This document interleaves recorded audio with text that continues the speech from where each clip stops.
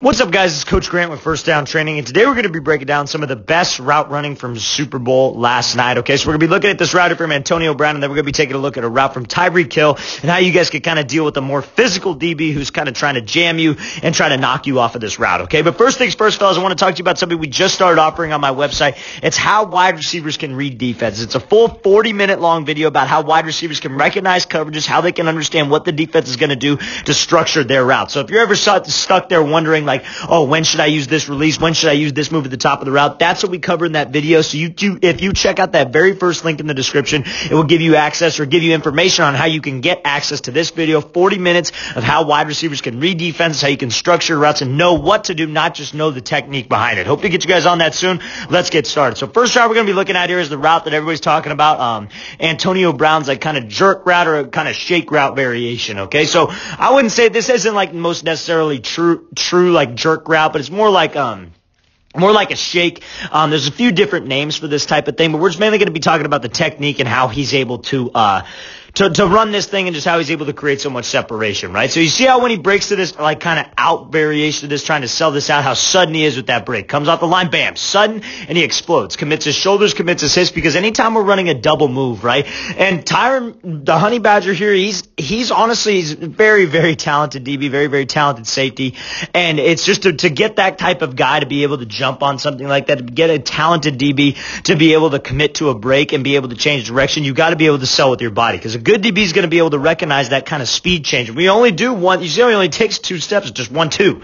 And he puts the brakes on right here, drops those hips, and then shoots back to the inside and is able to get the Honey Badger to overcommit, right? So now what we got to understand here is that we only have 2 steps on that slant. You only have 2 steps, or not slant, excuse me, but like that out variation that we're trying to get this guy to jump to the outside. Then we break back to the inside, right? So one of the things that a lot of people don't understand is that they'll break there, and just because they go on that break, just because they take their body there or they take steps there, they're going to create some space. They'll get the guy to jump. But if you slow down your tempo and you start chopping your feet, maybe you raise your pad level, you slow your momentum down, and you're not selling like you're just going straight to this out route right now. Maybe a lot of other things have been kind of set up in the game for this specifically. Then you're not going to be able to get any separation, right? Because that DB's going to notice that. He's going to feel that speed change. Like nobody running a quick little 5-yard, 1-step out route, flat route, whatever it is. Or if they're the reverse case, like maybe it's a whip route or a slant out and you're going to the inside.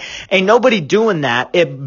Jogging. Ain't nobody going to try to cross the DB's face jogging. Nobody's going to try to run to the flat being half speed. So we got to make sure that we sell it. That's what gets him to overcommit. Now, the hard part about that a lot of people struggle with is from this point to this point, they're fine. But then how do we change direction? How do we get out of the break? Because people don't understand the concept of being violent. They think like, oh, it's impossible to change direction going full speed and bursting out of there. But they just don't have confidence in their cuts. They don't have confidence in their hips. And how you're able to achieve that is you want to think about your feet being sudden, and you want to think about your hips being violent. Like when you put the brakes on, your hips is what slows you down. It's not changing your speed. It's not actually slowing down. It's using your hips to decelerate. Your hips slow you down. It's like you're dropping an anchor out of a ship. Like your ship's going, ship's driving, and they just drop an anchor, it gets caught on a rock, it comes to a screeching halt, right? That's how you want to think of this. Like you're bursting up, you're going full speed, and you drop your hips. It's not about bending at the waist. It's also about dropping your, like not necessarily your butt to where you're leaning back on your heels, but like almost like not necessarily a lunge either, but somewhere in between where you're just dropping. Your hips are just dropping down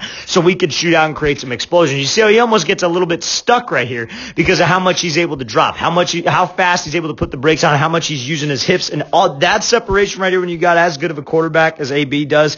And when you in the red zone, that kind of separation is huge. That's a guaranteed touchdown. That's an easy 6 points for these guys. That's a great job by AB working that right. I know I cut the clip a little bit short. I apologize for that. But again, break 2 steps, put the brakes on, then make this play over the middle. Okay, so now we're going to be looking at this route here again.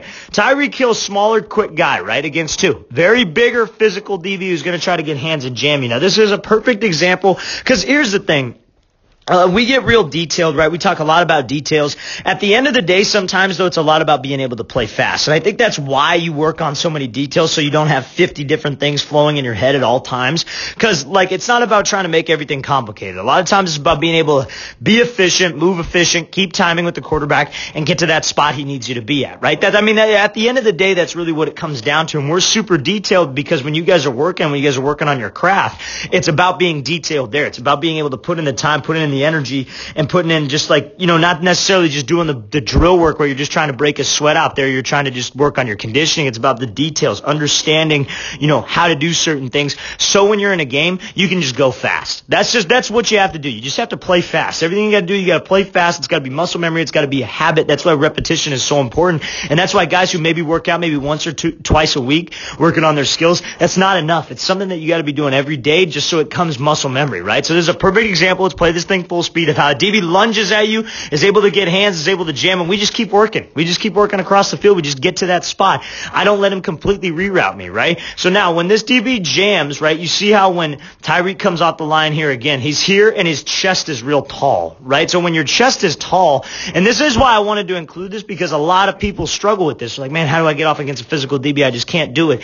And when your chest is tall like this, that's more susceptible for you to get jammed and to get knocked off of this route, right? Now the DB kind of trades off into the flat right here, which lets Tyreek go. It's not over. You know what I'm saying? Like you get jammed off of your right. You see so many receivers get to have that happen that they get jammed straight off the line. Maybe this is like a cover 2 situation or like a 3 cloud, whatever it is, where that corner's in charge of being in the flats, right? And he's being very, very physical with you. We got to understand that the play's not over, right? So he's physical with us. Yeah, maybe he knocks us off this route. Maybe this DB gets a couple licks in. But that's why we talked about in the very beginning of that video when I was talking to you about reading coverages. That's why you got to understand the coverage. You got to understand the play concept. Okay, I know that this coverage, this DB is probably going to be pretty physical. He's probably going to try to get hands, probably going to try to jam. I got to get to that spot. My quarterback needs me at that spot. I got to get to that spot. And that's exactly what Hill does right here. And you see when he gets into open space and he's got a little bit of separation, you can just catch this ball and then he just makes magic happen, right? He's one of the best at working with the ball in his hands. And you see it's dangerous. The Bucs had to double team him the entire game last night because of that, right? He's just a very dangerous guy. Again, pretty good job just not quitting on the play, right? He got punked off the line. That's just part, and sometimes that's going to happen. And there's probably a bunch of other routes that I could have included in this video of his from last night. But I wanted to talk about this because so many smaller guys ask that question. Just, hey, I'm a smaller receiver and I go up against bigger guys, physical guys who like to be physical. How can I get off of that, right? And this is a perfect example of like, you don't want to hand fight with this guy. You don't want to sit there and just try to swat his hands and, I'm going to fight him. You want to use your quickness. You want to use your speed, and you just got to get to the dang spot. That's what so many people don't understand. They're like, I got to break his ankles every time. No, you don't. You got to just get to the damn spot. What you got to do is you got to keep timing with the quarterback. His whole entire goal of this is what? To screw up timing with the QB. That's what he wants. He wants you to the quarterback to see that you're jammed and to come off of that read. And that's probably what their game plan was going into this. Let's screw up the timing with Tyreek and Patrick Mahomes because that's how we prevent the big play. So as a smaller receiver, we got to understand that I'm going to be the guy with quickness, right? So you see off the line when he's maybe got a little bit of space, right? So set, go, the ball snaps. Maybe I give him something a little bit quicker. I don't necessarily give him like a hesitation move to allow him to do that. Maybe I give him like a quick split release, try to maybe get him to lean, get him to be off that platform and lunge at me. Then I dip back underneath and cross the field. Or maybe I just kind of give him a little hesitation, slide, and then go, right? So it's about having a plan and knowing what to do to beat those bigger physical guys. Maybe not trying to hand fight a bunch, maybe not trying to get super physical with them, using your range, using your quickness, but also never giving up on that play. Don't quit on the play. Even if he jams you, even if he gets real physical, let's continue to fight to get to that spot because, again, all we need to do is be in that spot when the quarterback expects us to be there and keep that timing. Let's watch this thing again, full speed one more time. Because again, in this type of a play, Tyreek's probably like the second or third read, right? So he's probably coming back underneath to Tyreek. So we got a little bit of time to work. So we got to make sure that we trust that and don't quit on the play. All right, guys, I really want to thank you for watching. I really appreciate it. Again, if you're a receiver and you want to get better at reading defenses, right? Understanding what DBs are going to do, how they're going to play you, when to use those specific releases. Check out that very first link in the description. If you guys have any questions at all, leave those in the comments below. I'll make sure to get back to you as soon as possible. I'll see you guys next time.